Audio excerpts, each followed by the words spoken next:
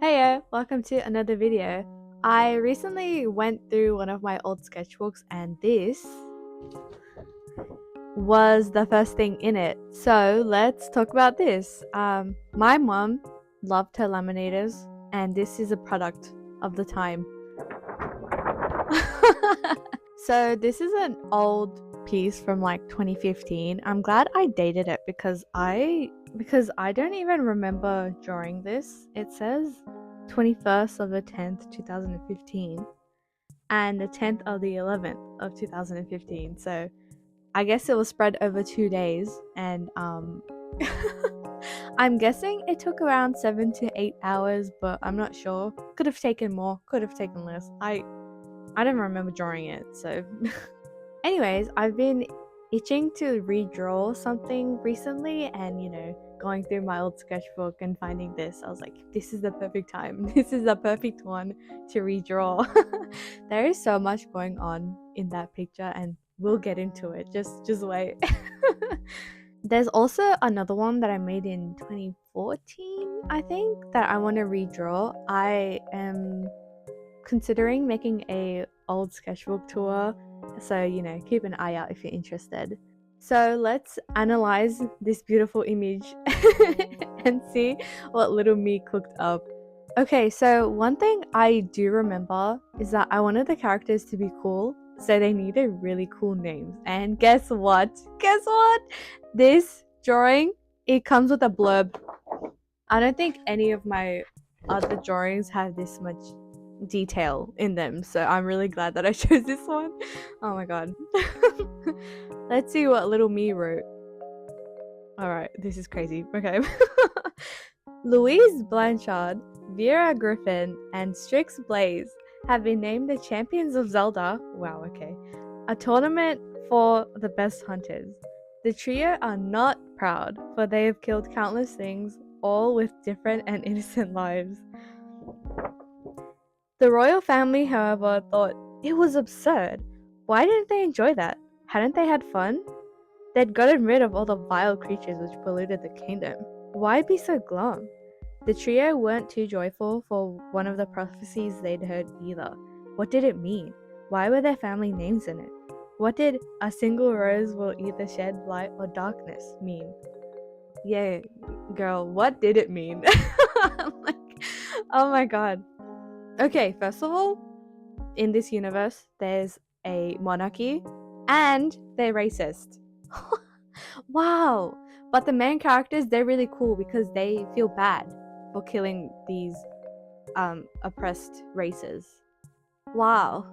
And I know that I was playing Twilight Princess on the Wii around the time I drew this because, I named the tournament Champions of Zelda and I must have been inspired by that. I actually never finished that game because I got stuck on one of the earlier levels and I couldn't figure it out. I didn't know you could watch walkthroughs on YouTube, so I guess I'll just never finish the Twilight Princess.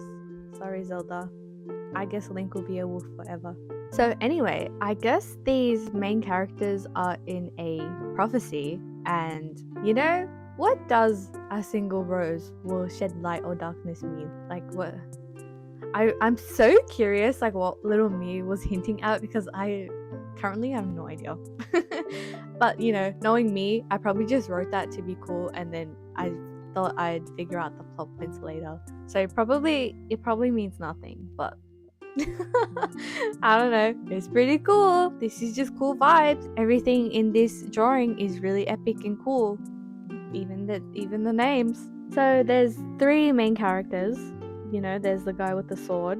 There's someone wearing a cloak, so I will keep that in mind while I'm redrawing it.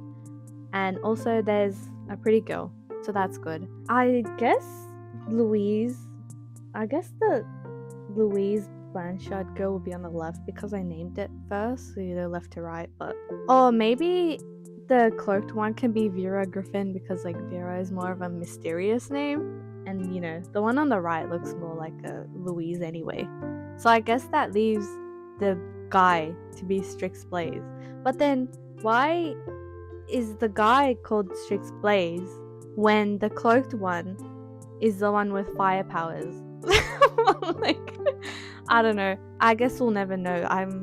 I guess it's just like the epic cool points.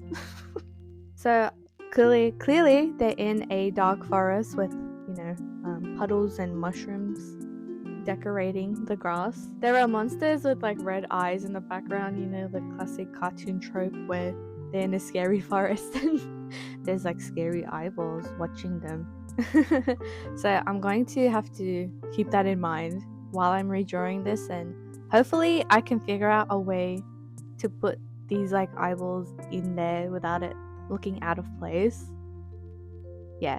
Well, we'll see how it goes. And looking at it with my current skills and interests, I would probably develop the story into more of like a villainous manual genre, as in like the girls are like daughters of like counts, and then this is like an honorable knight, and maybe I would be able to use the tropes in that to like rewrite the story. I don't think I want to rewrite the story or anything, but if I have interesting plot points that are relevant to what I'm drawing in the speed paint, I'll let you know. But yeah, this beautiful masterpiece, I am very excited to redraw it, and I guess we'll see where I take it. And so let's get into the speed paint. Yay! So to start this off, I started sketching in a sketchbook, and usually I don't do this, but I've been wanting to get into, traditional art and drawing with a pen in a sketchbook because it's a lot more portable and, less screen time for my eyes. So that's why I started this sketchbook.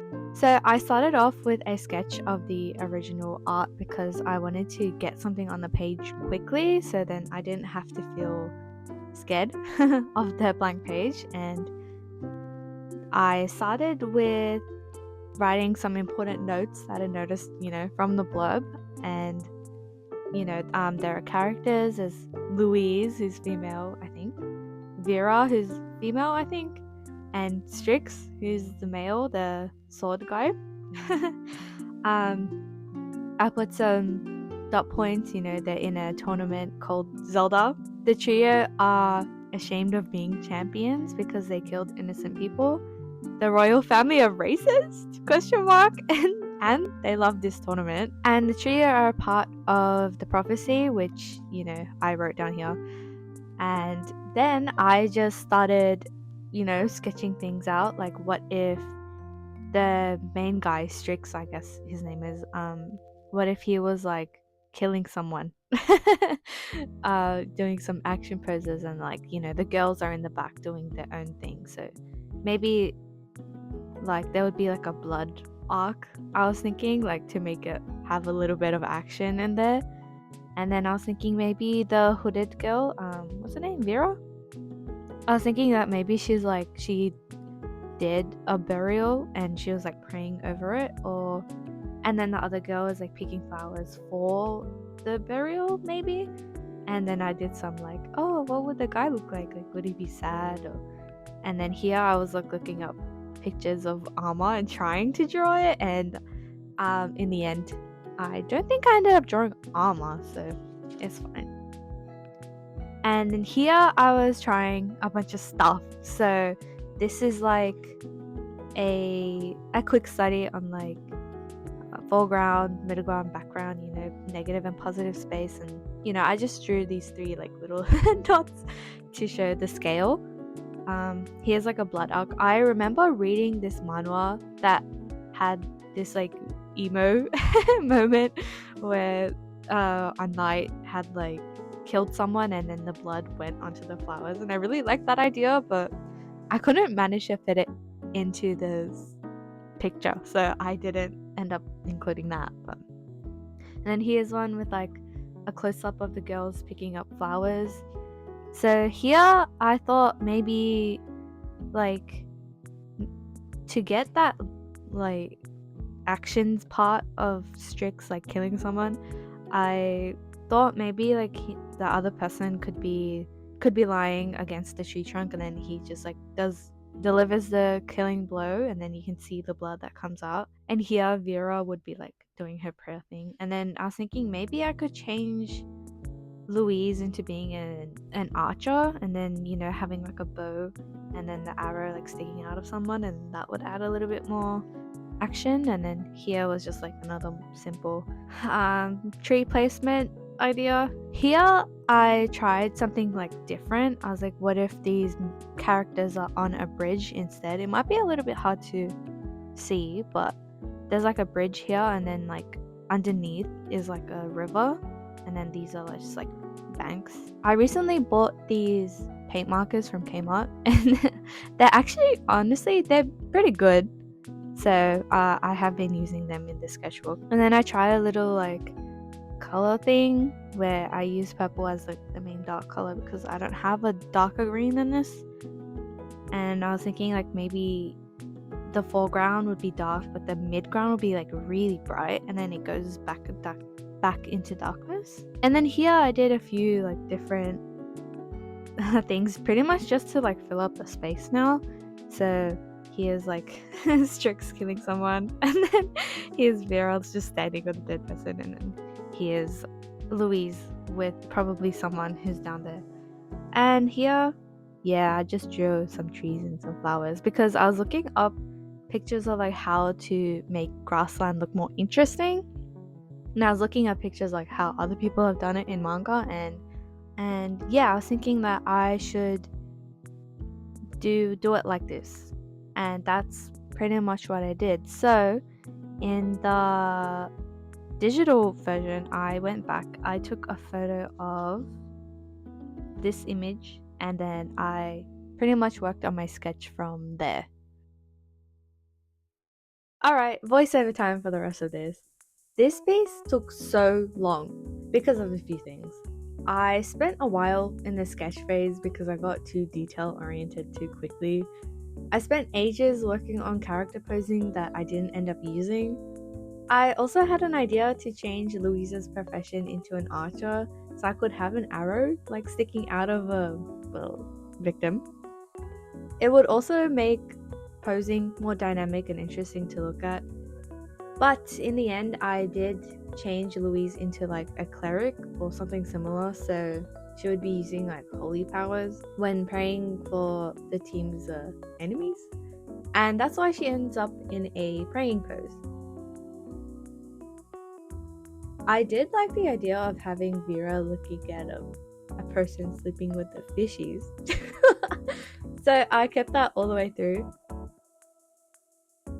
So she is also kneeling on the ground.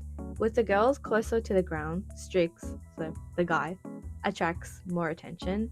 I wanted his sword to be an important aspect of his pose, so that's why he's standing. I then worked on the final poses for the characters because, well, I wanted to hurry up and get to the rendering. Well,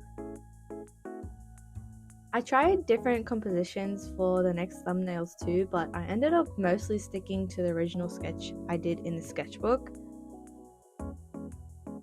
I know that the grass used to be a little cliff, but I got rid of it. I thought it pulled away too much attention from the characters, so goodbye cliff. It was nice knowing you. The lineup for this piece took a really long time, like a minimum of 4 hours. Most of the work was the little details like the grass and the curved lines for the trees. And you can see I tried line art 3 times for the tree all the way on the right. Having to redraw things because I wasn't happy with the lines is what added up to the overall time of like probably 15 to 16 hours. I then added the eyeballs, very creepy and epic. I put them on trees so it looked like they're a part of the forest. Looking back, I probably should have put them on the trees in the mid and foreground too, but I didn't, so oh well. I then spent some time figuring out a new pose for Strix because I didn't like how stiff he looked. He does seem like a stiff character, but I wanted the pose to be a little clearer as well. And then I completely changed his outfit. In my opinion, he looks way cooler, but it definitely added to the overall time. By this time in the art stage, I was so over it. I wanted to color and finish the drawing. It was a really tiring process this time, unfortunately. I also rendered this piece in grayscale because I thought I could use a color gradient map to color the piece. Let's just say it didn't work out. To be honest, the rendering in grayscale was a big waste of time. I didn't like how the gradients looked, so I ended up re-rendering everything but in color. I needed to make a new canvas to render in color because the original canvas would keep lagging. Oh my god, it was so annoying. It was because I used so many paint strokes, and the paintbrush I was using is a textured one, so it takes up extra data, and then, my Clip Studio Paint was having issues loading. Yeah, it was rough. So now I have 2 different canvases for one drawing. Wow. But, that's okay. It all needed to happen for my work to turn out the way it did. And also, if you're liking the video, please like and subscribe. I'd really appreciate it. Anyway, while I was making this, I was thinking about how I would update the story to fit my tastes now. Like I said in the intro, I'd probably change it to the villainess genre with like daughters of nobility and, having cool knights. Because that's what I'm into right now. This image makes Strix the main character, but in this genre, usually the main character is a woman. We usually follow a heroine who's in the mood for revenge, or, wants to avoid a fated death. However, in the blurb of Little Me's drawing, it seems like all 3 characters are equally important, so maybe the story could be split into 3 main story arcs that all culminate into a single story at the end. That would be in line with the original story while also, subverting cliches a little bit. And in this genre of comics, a main plot point usually includes like a hunt or a tournament of some sort, so this scene would actually fit right in. I like the idea that the characters are in a prophecy. I really like that trope in fantasy stories. It makes your characters feel really important. With that rose thing, maybe it's a rose that has like special qualities. Like the rose can bless or curse you depending on your intent while harvesting it. Or maybe the rose isn't organic. It could be made out of like crystal or magic. Or maybe it's a relic from an old god that people in this kingdom don't worship anymore. There's so many ways to make that blurb like fit into a story. Also, another topic I did want to touch on in this video was I want to talk about appreciating yourself. So the act of redrawing, in my opinion, is an act of self-love. You're going into your past and appreciating all the hard work your little self did. And now with all the skills you've been polishing, you can use that same idea you had as a kid and make it again. It's a way to show how far you've come. I'm sure little you would be proud of any development you've made, and I'm sure mine is impressed too. I used to cringe at my older artworks, and I suppose it's a part of growing up, or maybe it was just me copying what I saw online. In my child and teenage years, cringe culture was flourishing, and so was making cringe compilations. Artists at the time were clowning on their old artworks in their redraw videos, so I probably thought that's how it was supposed to be. I used to feel embarrassed about what I'd made because the ideas in them seemed childish and dumb. And also, the skill level wasn't as high as it was at the time looking back. But now that I'm older, I don't feel that. I don't feel the need to feel embarrassed about my skill level or make fun of my epic ideas. I just appreciate what little me made. When I look at the original picture, all I feel is joy. It's so cute. I'm so glad that I made it. All of my old drawings make me feel like that now. It may be because I have a physical and mental distance from them. I mean, it's been so long that I don't even remember drawing off most of them. Though I do want to say that I think this new attitude is a result of growth. I'm learning to appreciate myself step by step, and the fact that I can look back on my work and feel pride says a lot about how far I've come.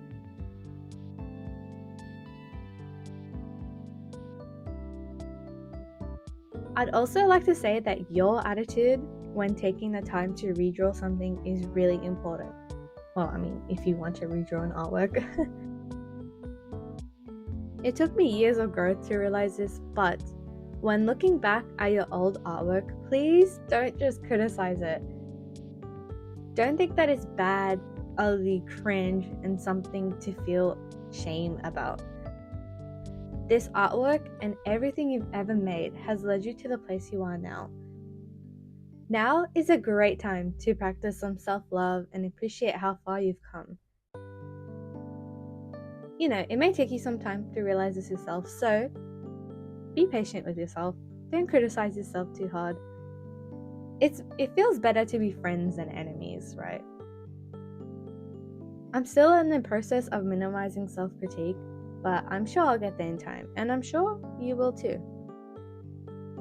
Well, that's about it. I hope you enjoyed the speed paint, and here's a time lapse of everything put together. Hope you enjoy!